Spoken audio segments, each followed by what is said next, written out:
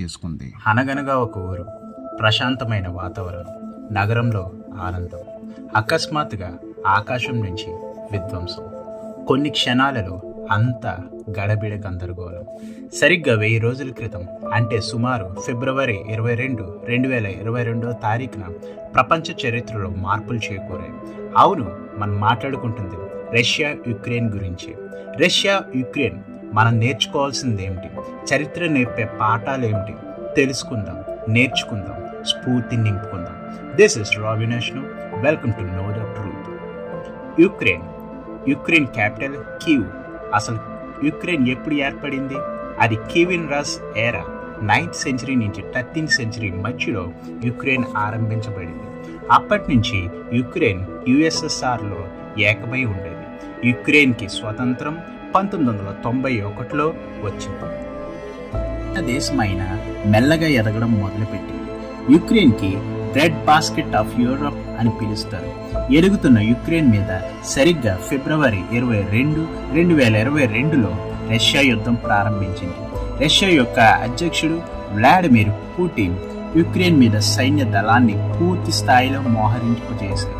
Russia యొక్క agenda Ukraine యొక్క జాతిని, పౌరసత్వాన్ని, సంస్కృతిని అణిచివేయాలని కంకణం కట్టుకున్నారు.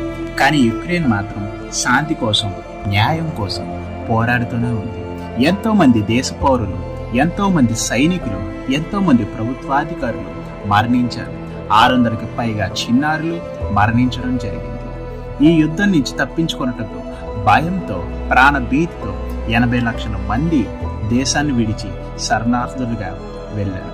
సైనికులు, దేశ పౌరులు, రష్యా సైనికులు ఖైదీ చేసి హింసించడం మొదలుపెట్టారు.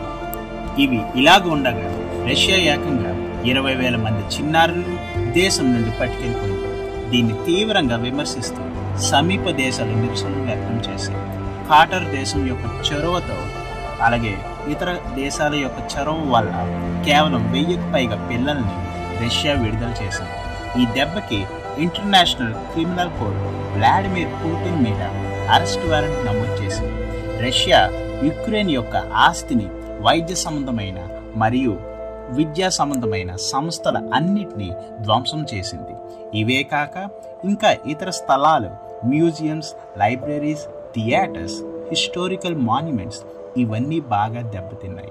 వరల్డ్ బ్యాంక్ యుక్రెయిన్ గురించి చెప్పేది ఏమిటంటే, యుక్రెయిన్ యొక్క ఎకనామీ సుమారుగా $400 బిలియన్ నష్టపోయింది. యుక్రెయిన్ మళ్ళీ ఇదివరకిట్లాగా రూపుదిద్దాలంటే సుమారుగా $500 బిలియన్ కావాల్సి వచ్చింది. యుక్రెయిన్కి ఇది ఒక పెద్ద యుద్ధం. రష్యా ముందు యుక్రెయిన్ చాలా చిన్న దేశం. యుక్రెయిన్ కంటే రష్యా ఎన్నో రెట్లు పెద్దది. ప్రపంచంలోనే అతి శక్తివంతమైన మిలిటరీ జాబితాలో రష్యాది 2వ స్థానం. న్యూక్లియర్ బలము కలిగి ఉన్న దేశం. ఎన్నో దేశాలకు యుద్ధ విమానాలు, హెలికాప్టర్లు, మారణాయుధాలు అందించిన బలమైన దేశం రష్యా. అలాంటి రష్యా గాయపడిన మరియు మరణించిన సైనికుల జాబితా అక్షరాల 7,22,440. కెనాన్ ఫోడర్ పేరు మీద రోజుకి 1,500 మందిని కోల్పోయారు. కెనాన్ ఫోడర్ అంటే ఆ మనుషులు యుద్ధానికే పరిమితం. వాళ్ళు చనిపోయినా, ఖైదీగా ఉన్న, శత్రువు చేతుల్లో ఉన్న ప్రభుత్వం పట్టించుకోదు. వాళ్ళ ప్రాణాన్ని లెక్క చేయదు. దానినే కెనాన్ ఫోడర్ అంటారు. 28 షిప్పులు, బోట్లు, ఒక submarine, 999 air defence systems, 1,252 rocket లాంచర్లు, 9,365 యుద్ధ ట్యాంకర్లు, 19,059 ఆర్మ్డ్ వెహికల్స్ ఇవన్నీ కూడా రష్యా కోల్పోవడం జరిగింది.